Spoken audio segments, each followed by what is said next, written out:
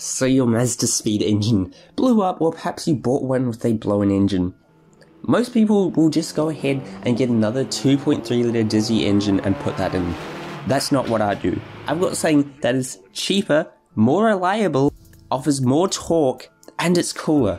Today we got to say what it is, why you do it, and how you could do it.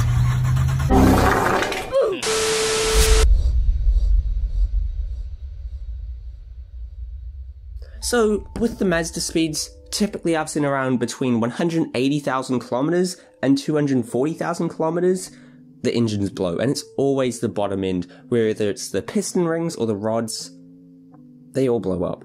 So why put another one of those engines in?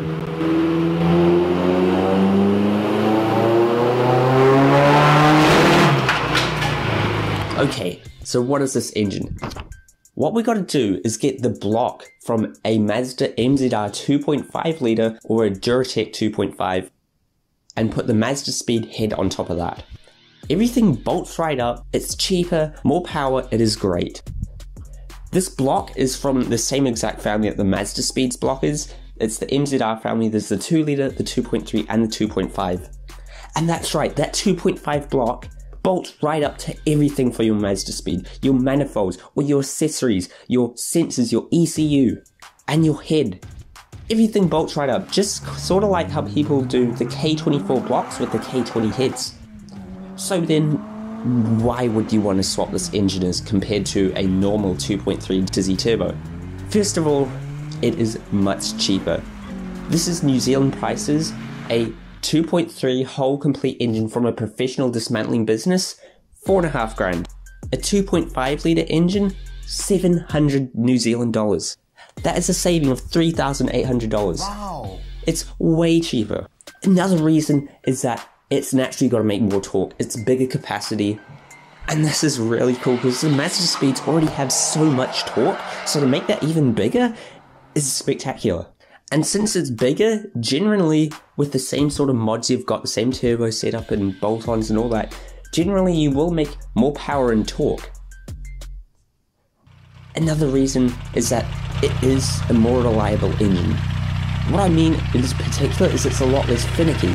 You know, with the 2.3s, you really need to get a good tuner. You really need to maintain it well and drive it correctly for it to be reliable. And if you don't do any of that, let's say you got a bad tuner, you got to bend a rod. But these things, you know, there are people turboing the 2.5s and running it on a base tune and having no problems.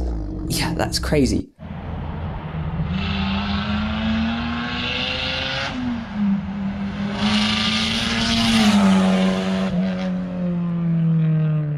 Now, there is two sort of bit downsides, and one of them is that this engine can only reliably sort of hold 380 wheel horsepower in stock internals. That's compared to the 2.3's 400.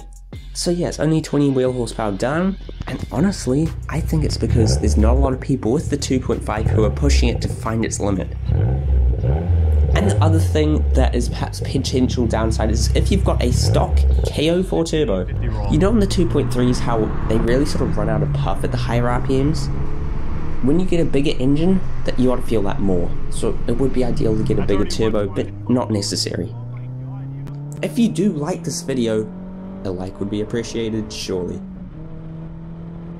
And so one sort of thing I think that summarizes up pretty well.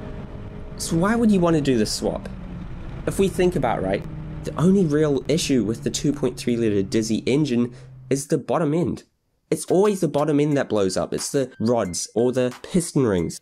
The heads are good. You know, some people say they run up to 800 wheel horsepower on stock heads. So if we just replace the block, that problem's gone. Now you're probably asking, well, how do you do that? Now there is a very good Facebook group for this. It's called the 2.5 Duratec MZR Swap group.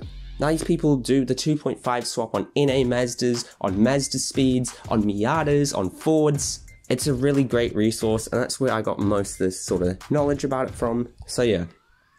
So you maybe aren't asking yourself, well, what engine can I use? Since you have a Mazda, it usually is going to be easier to use a Mazda one, so that's a 2.5 litre MZR. It has to be a non-Sky Active model from 2009 to 2013. So what engine's that in? That's in the 2nd generation Mazda 3, the Mazda 5, the Mazda 6, and the Mazda Tribute. Or in the States, it is cheaper just to get the Ford ones, the Duratec 2.5. It has to be a non-hybrid and in a car made from 2009 to 2018. Mostly in the Escape and Fusion, but there are some more. So then, how are we going to go about doing this swap? So we gotta need to get the whole bottom end of a 2.5. That's the block with all the rotating assembly in, pistons, rods, crankshafts, bearings, just the whole bottom end. And then essentially you gotta put on the 2.3 head on top and the 2.3 oil pan underneath. And once that's done, all the sensors and accessories and bolt-ons from the 2.3, you just transfer them over to the 2.5. They bolt right up. You know, your manifolds, your sensors, your valve cover, your timing cover, power steering pump, all that good stuff. They just bolt right up. Now there's a few things which are kind of different. For timing, you can use either 2.5 or 2.3 timing gear. Now the 2.3s do have a tendency to screw up their timing chain and all that. Yeah, really bad. So if you don't have like a fresh 2.3 timing set, I just use the 2.5 set, which is cheaper as well. And this means you'll need 2 new friction washers and 2.3 oil pump gear.